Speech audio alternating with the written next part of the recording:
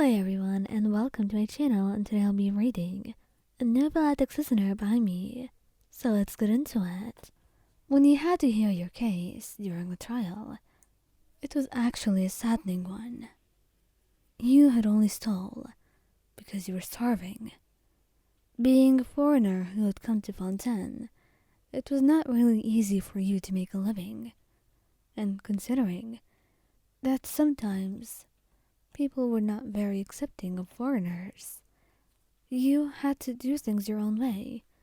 You were not letting yourself starve after all, and there was a reason you had left your previous nation, and you couldn't go back anytime soon. When he had to sentence you to Mirapide, he was curious. A little bit. Your case was different than most, and you seemed to be hiding some things. He wanted desperately to know, to give you a fair and just trial, but if you were not going to tell him, then there was nothing else he could do. He had actually been a little bit sad to know that there was no one who was going to write you anything in Fontaine. You were alone, all on your own.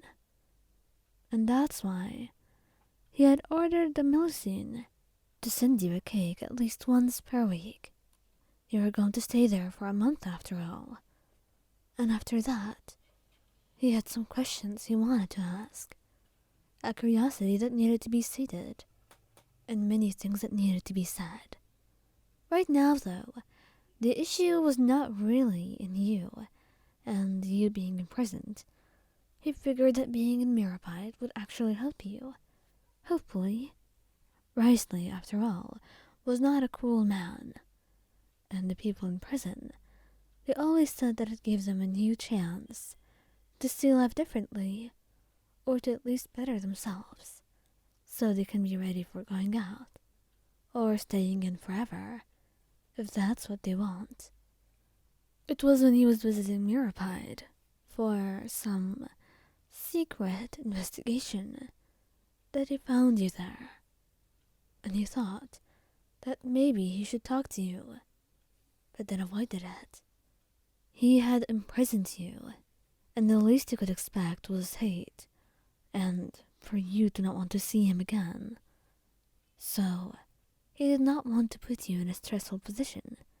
You did not have to answer any of his questions, except when he passed by you. You went over to him, smiling sweetly. "Monsieur Neuvillette, may I talk to you?" "Of course. You may talk to me at any time. Please tell me, do you have any inquiries?"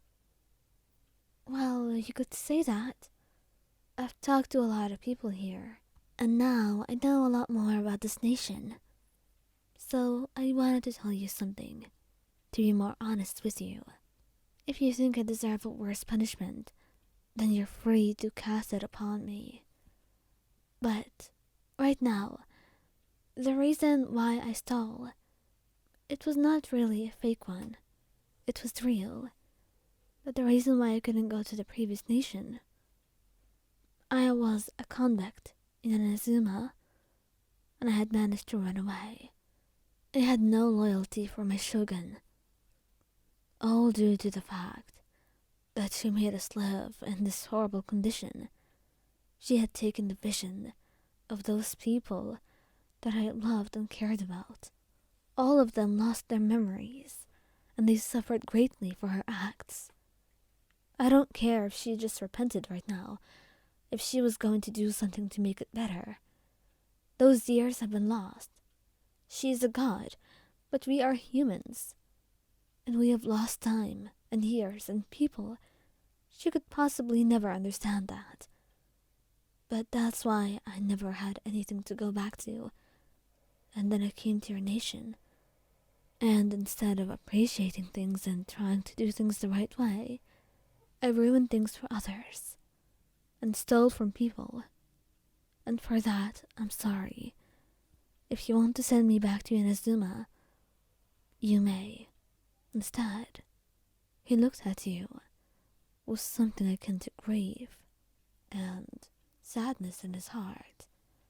His eyes were very difficult to read. And although his voice did not shake, and he seemed as unaffected as ever, he was not really a man with a heart of stone. He was gentle and loving. That was always what he would be. I will be quite honest with you. I don't ally myself with the Seven. You have lived in Fontaine, and now you've served in our prison, and therefore you will be treated as one of us, so long as you wish to remain so. That is the justice that I will give to you.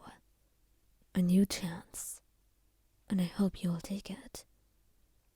Your eyes gleamed, and you seemed so happy. And in a way, he started to understand more about humans, and their concept of new beginnings, and why Risley had made the present be the way that it seemed. It was difficult for him to grasp, but seeing it firsthand, it made things a little bit different. And right now, as you grinned, you bowed, and he smiled at you. He felt so much guilt for your trial, but to think that you're actually happy and willing to try things, it made him feel like his choices were right, and he had not given you an unfair judgment. Thank you. I don't understand the nature of your opinions, considering that you are the Eudex and worked with Lady Farina before. But if you choose to give me mercy, then who am I not to take it? If that is the justice that belongs to me, then I will make good use of it. Thank you, Chief Justice of Fontaine. He told him. And so a year and 2 had passed, and he had to meet someone for a work project. A project that he wanted to hand someone that would concern the Maison. But right now, the person seated in front of him was not one that he expected at all. It was you, looking better than ever, in clothes that were different. Your eyes seemed wiser than they had been, even just 2 years ago, and it seemed like life wanted to bless you as well. Not just him. New beginnings were all around, and you had made the best of them. Monsieur Neuvillette, I'm pleased to meet you. I thought I would never see you again. I know you may not remember me, but No, I remember you. You're from Inazuma. You told me your story. I may be old, but I'm not forgetful. He smiled. I'm glad you're not. To be quite honest, I've never stopped thinking of your words, or the favor that you've done for me, for not sending me back, and for giving me this chance. And I've seen that, given this chance by you, I've become someone different, someone better, and I found my place in the world. And it's all thanks to you, Monsieur Neuvillette. I know you may not wish to acquaint yourself with someone like me. I am only a regular person after all. Maybe a little bit more different now, but still, nothing to match your status. But I really want to get to know you. As a friend, I want to be able to thank you in my own way. So please, allow me that.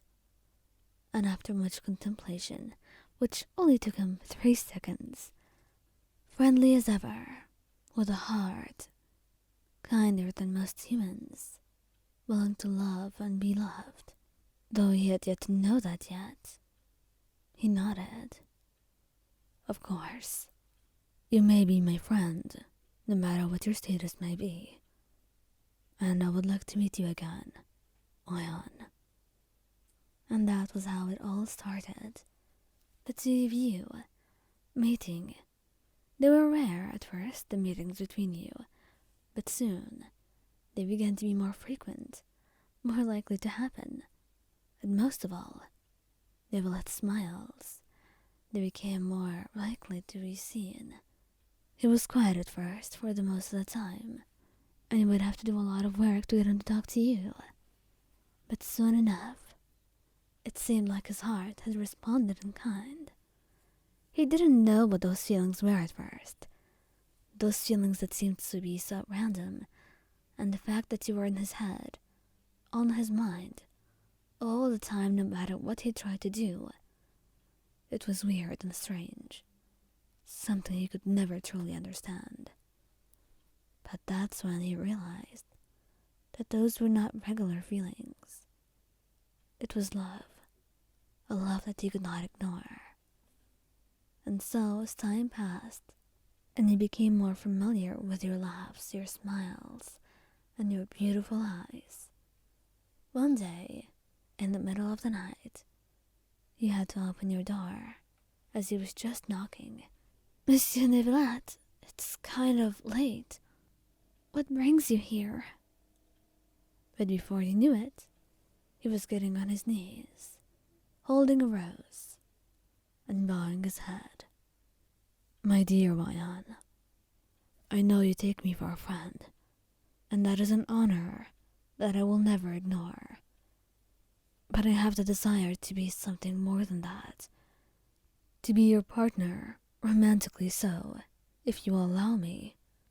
I will do my best to treasure you in your heart, for your soul is a beautiful and wonderful one, that I wish to accompany mine for as long as you're able. I know it's very late at night, and it's certainly not the time, but I couldn't go to sleep without doing this. I've been putting it off for days, but I really need to. Neuvillette, enough, you say, and before he knows anything that's happening, you're pulling him into your arms and kissing him. I love you. I love you so much. I never thought that even once in a million lifetimes I would get to have this. So be quiet and don't apologize, okay? I love you so much. And I love you too. You're my entire world, Wayan. You truly are. And maybe the new beginnings were not truly just for you, because right now he would begin to see life differently too, and wake up for different reasons in the morning, look forward to different things. And that was beautiful in a way he has never seen before.